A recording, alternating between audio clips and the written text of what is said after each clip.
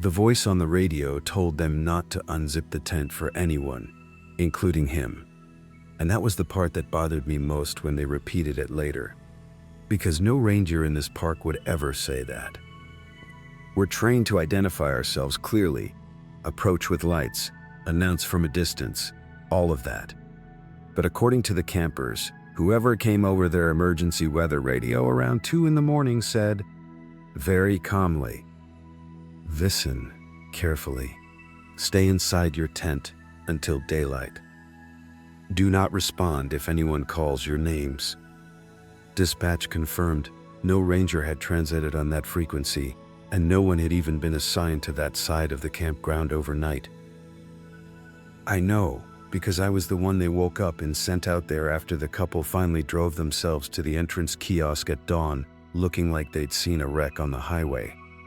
I was working seasonal patrol that summer, mostly campground enforcement and trail checks, and my shift usually started at 6. That morning, dispatch called me at 5:41 while I was halfway through microwaving one of those awful frozen breakfast burritos in the ranger station break room.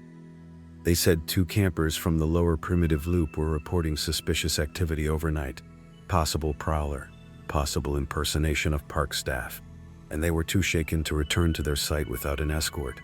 I remember thinking it was probably a drunk from another campsite messing with them. We get that. Not often, but enough that it wasn't unusual. Then I met the couple. They were standing outside the kiosk with blankets wrapped around them, even though it wasn't cold. Mid-30s maybe. Married, I think. The woman's hands were shaking so badly, she dropped her coffee while trying to show me where their site was on the campground map. Her husband kept interrupting her, correcting details, then apologizing because he was obviously rattled too. Their names were Matt and Rebecca. They checked into Site 22 the afternoon before, which was one of the isolated walk-in tent sites down by the old river shelf where the tree cover gets thick enough that you lose sight of the rest of the loop. They said everything had been normal until sometime after midnight. They'd put out their fires, zipped into the tent, and were trying to sleep when they heard someone walking nearby. At first, they thought another camper had wandered into the wrong site. The footsteps were slow, heavy enough to sound like boots on packed dirt and gravel. The person circled the tent once, paused near the front vestibule, then walked off. Then came back, then circled again. Same route, same pace. Rebecca said after maybe 20 minutes she called out, "Wrong campsite," thinking it was some drunk idiot. The footsteps stopped immediately. Then whoever it was moved to the rear side of the tent and stood there. She said she could hear breathing through the fabric. Not loud, just close. Matt grabbed the flashlight and shouted that he was calling the ranger station. That's when the person moved off again, but not far. They kept hearing steps in the brush beyond the site. So Matt used the NOAA weather radio they'd brought, one of those crank-powered emergency sets with multiple bands, trying to switch it for local frequencies because cell service down there is basically non-existent. He admitted he didn't really know what he was doing. He was just desperate to raise somebody. Somehow, while scanning frequencies, a voice came through. Male, calm, sounded middle-aged, he said. The man addressed them by campsite number before they'd ever spoken it aloud. Said, "Site 22, remain inside, stay quiet." Bet assumed it was a ranger. He asked for help.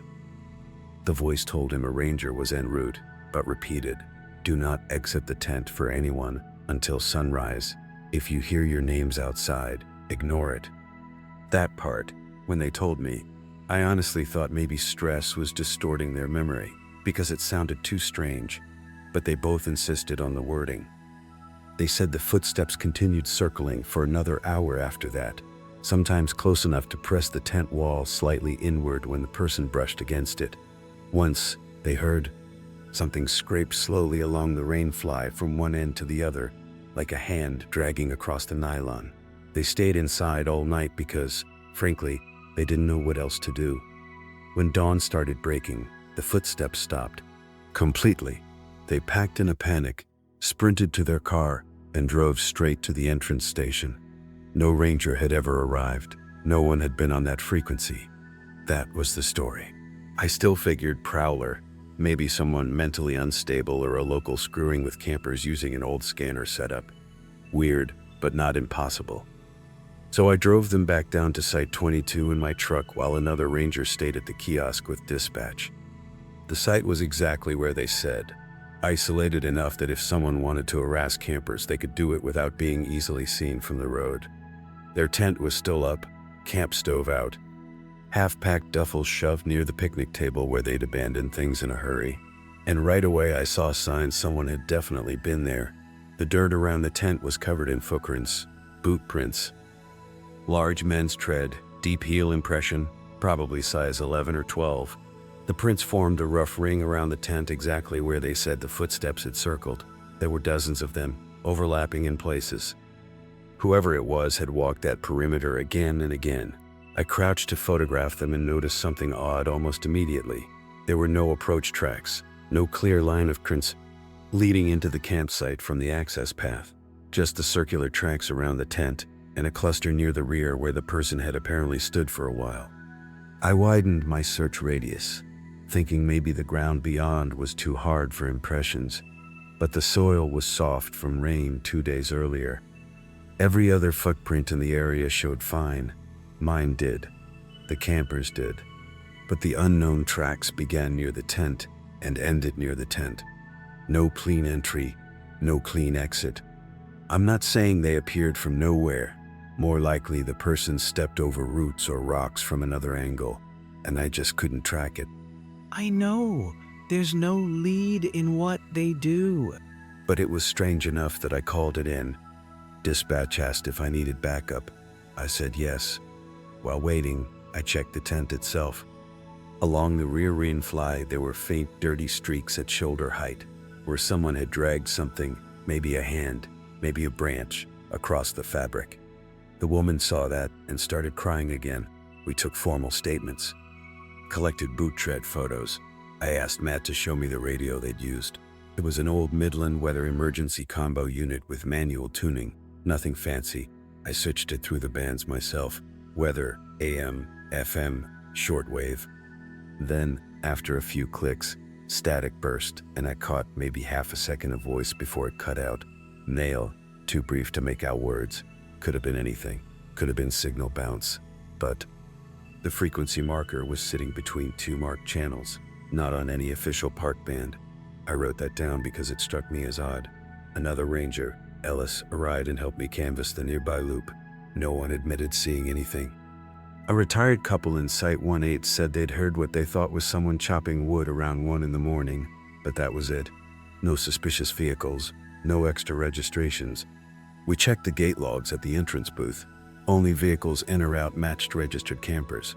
The campground road has one entrance unless somebody comes through maintenance trails, which would mean they knew the park well. We searched the woods behind Site 22 for nearly 3 hours. Found broken fern stalks, some disturbed leaf litter, one crushed cigarette butt near the drainage ditch that neither camper claimed, but no person, no hidden vehicle, nothing solid. By late morning, I was leaning toward local trespasser. Maybe someone who knew enough about radios to transmit on odd bands and wanted to terrorize people. Creepy, but explainable. Then dispatch called me back to the station because they'd reviewed overnight recordings. There had been one radio anomaly log at 2:13 a.m., a burst of unidentified transmission on a maintenance repeater frequency that wasn't active anymore. Not on our modern dispatch band, an old backup. Channel decommissioned almost 8 years earlier, after a tower replacement. The recording was mostly static, but in the middle of it, you could hear a male voice say, "Stay inside until daylight." Dispatch hadn't heard it live because no console monitored that band anymore. It was only caught because some archive channels auto-record all incoming traffic for technical reasons. That changed things. Now we had somebody transmitting from obsolete park frequencies while prowling a campsite. Law enforcement got involved. We pulled old radio inventories to see if any decommissioned handhelds were missing or stolen. None officially were. I spent the rest of that week doing extra patrols on the primitive loop. We warned campers, doubled night checks, closed several isolated sites temporarily. Nothing happened for 4 nights. Then on the fifth night, just after 1 a.m., another complaint came in. Different site, same loop. This time site 19, family of 4. They reported footsteps outside their trailer and someone whispering near the windows. By the time I got there, whoever it was gone. But again there were prints, same tread pattern, deep boot heel, circular tracks around the trailer, and again, no clear tracks leading away. We found where the person had stood beneath the daughter's bunk window long enough to grind the dirt flat. The family left immediately. Park administration considered shutting the entire loop down. Then we got our break almost by accident. A maintenance worker named Russo remembered an old fire road behind the primitive campground that no longer appeared on visitor maps because a landslide had wiped out the main connection years back. It was technically blocked, but locals still occasionally used sections of it on foot. If someone knew the terrain, they could approach the backside of the campsites without ever passing the entrance gate. That afternoon, me, Ellis, and county deputies hiked the overgrown road. About half a mile in, we found a tarp shelter hidden in a thicket above the river shelf. Not a permanent camp exactly, more like a concealed observation point. There were food wrappers, empty water jugs, 2 old sleeping bags, and, this part made my stomach drop, a milk crate full of campground brochures, outdated trail maps, and old park maintenance paperwork. Stuff stolen from kiosks over years, maybe. In the crate was an obsolete Park Service handheld radio, same model we'd phased out nearly a decade before. Battery replaced with a jury-rigged aftermarket pack. It still powered on. We never found the person using it. We tracked prints away from the shelter to Bear Rock and lost them. Search dogs picked up scent for a while, then dropped it near the river crossing. Deputies believed the suspect had likely been living rough in the park for some time, moving camps frequently, maybe watching visitors, maybe enjoying the fear. That should have been the end of it, and officially it kind of was. We closed the case as unresolved trespasser stalker. Increased patrols, cleared brush behind the primitive loop, installed motion cameras. There were no more incidents that season. But here's the part that still keeps me from dismissing the whole thing as simple harassment. When our tech specialist examined the recovered radio, he said its transmit crystal had been modified to hit frequencies outside its normal range, including several retired park channels. That explained the mystery voice. What he couldn't explain was the timestamp. The audio burst dispatch recorded saying, "Stay inside until daylight," hit the repeater log.